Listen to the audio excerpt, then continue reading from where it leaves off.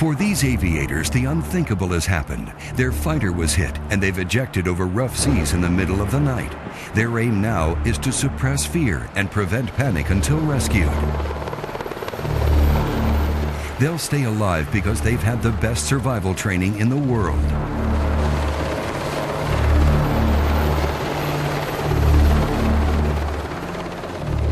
At the Naval Survival Training Institute, known as Nsti, Priority 1 is to assist Navy and Marine Corps aviators and aircrew in winning the fight and to ensure their survival. Aviation survival training instructors regularly rotate to the fleet to see what's needed in the aviation community and bring that information back to the training environment. Training begins at the Aviation Survival Training Center. In addition to first aid courses, aviators take part in hands-on realistic scenarios designed to prevent mishaps and to survive them if they happen. Eject, eject, eject. The effects of hypoxia, reduced oxygen, are simulated in two areas. In the low-pressure chamber, students learn how to recognize the deadliest altitude threats and how to combat them. In the simulator room, a similar effect is created with the ROBD, Reduced Oxygen Breathing Device. Nsti 1, climb and maintain flight level 170.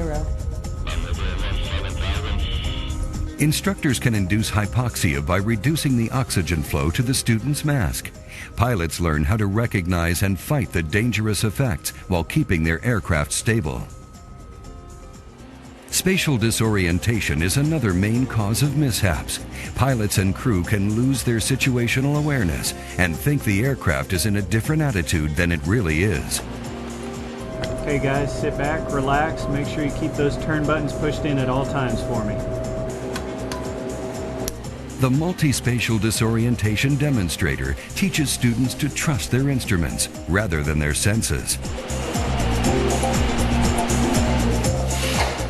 In the virtual reality trainer, a parachute drop simulation is projected inside the student's helmet.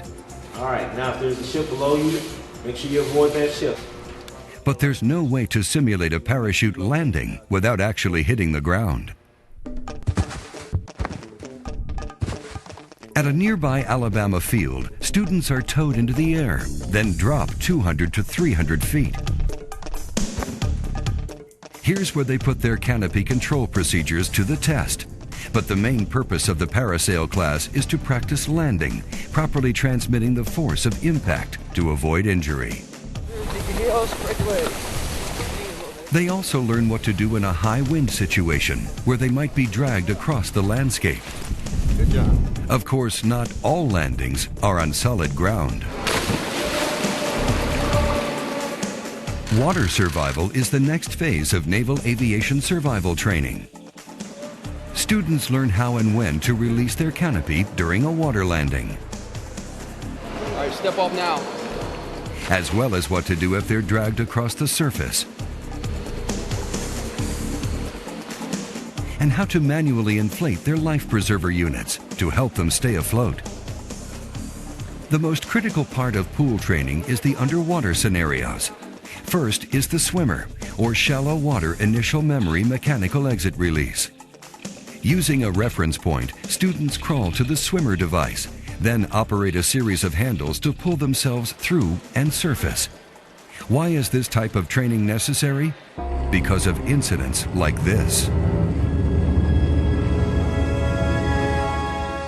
Scenes like this are rare, but when they happen, sailors and Marines need to be prepared. Being upside down and disoriented while underwater is a life-threatening situation. In the SWET, or Shallow Water Egress Trainer, students are taught to use reference points to orient themselves and find their way out. The Multi-Place Underwater Emergency Egress Trainer, better known as the Dunker, simulates the interior of a transport helicopter. Once the Dunker hits and rolls over, the students must find their reference points, release their lap belts, egress through the proper exits, and swim clear. Simulating a worst-case scenario, blackout goggles are issued. Now, unable to see the exits, students are forced to rely only on handholds and reference points to get to safety. The final bit of pool training covers the hoist, with fire hoses simulating the rotor wash of a helicopter. Once hoisted, the training moves outdoors.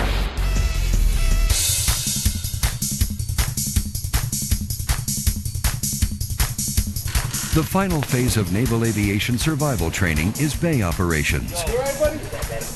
Life raft organization is an important part of sea survival. Students work in groups to flip an overturned life raft, then climb aboard. Assignment of essential duties is taught, such as food gathering, communications, and first aid. The proper use of signaling devices is also covered. And hopefully with a rescue signal comes rescue. The hoist training at poolside is now put to the test as each student experiences the thrill of the rescue. At some point in every aviator's career, there's a chance they or someone they know will be involved in a mishap. If that happens, there are two choices: sink or survive. At the Naval Survival Training Institute, their mission is to train you to survive.